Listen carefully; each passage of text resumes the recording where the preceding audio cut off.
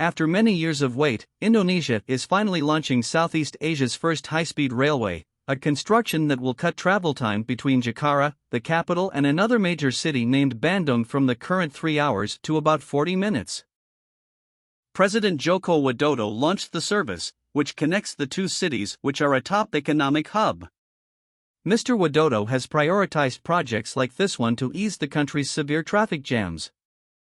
The railway is named Whoosh, a Bahasa Indonesia acronym that translates to time-saving and reliable. The railway was originally scheduled to open in 2019 but was delayed due to land disputes, the COVID-19 pandemic, and a $1.2 billion budget overrun. The $7.3 billion project, largely funded by China, was constructed by PT Kereta Cepat Indonesia China, known as PT KCIC, a joint venture between an Indonesian consortium of 4 state-owned companies and China Railway International Company. Its name is short for Waktu Hemat, Operasi Optimal, Sistem Handal, which translates to time-saving, optimal operation, reliable system. It can reach speeds of up to 350 km per hour, 217 miles per hour, with the journey spanning 142 kilometers. Mr. Widodo said the name is inspired by the sound of a rushing high-speed train. Whoosh is part of the Belt and Road Initiative, a China-led infrastructure vision and project that seeks to connect Asia with Africa and Europe via land and maritime networks with the aim of improving regional integration, increasing trade, and stimulating economic growth.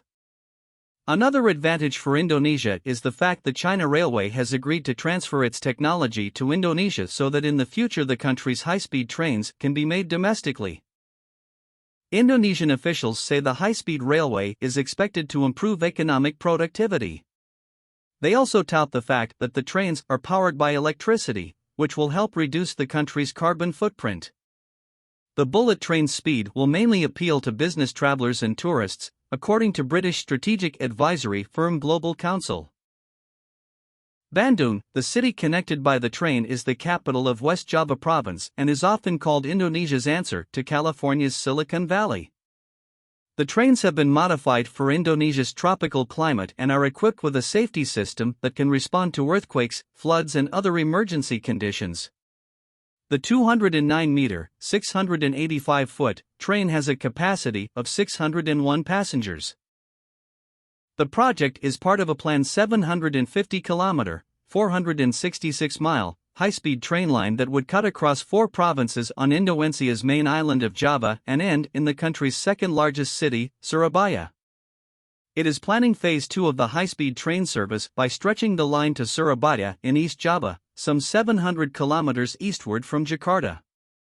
Indonesia is becoming a major player in Asia and in the world. The country is the 16th largest economy in the planet and the largest economy in Southeast Asia.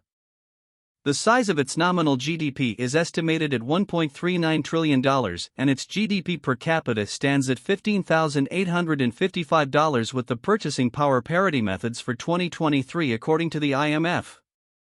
With its big economy, the country is also a big international player in the world stage and hosted the G20 summit in September 2023 in Bali. The country has a jobless rate of 5.45% and is expected to grow at 5.2% rate for 2024, according to the government of Indonesia. As you can see, Jakarta, the capital of Indonesia, is surprisingly very modern and is considered by many as the next Singapore or the next Dubai. The government is convinced that the high-speed rail will have a positive return on investment and will help Indonesia advance into the future.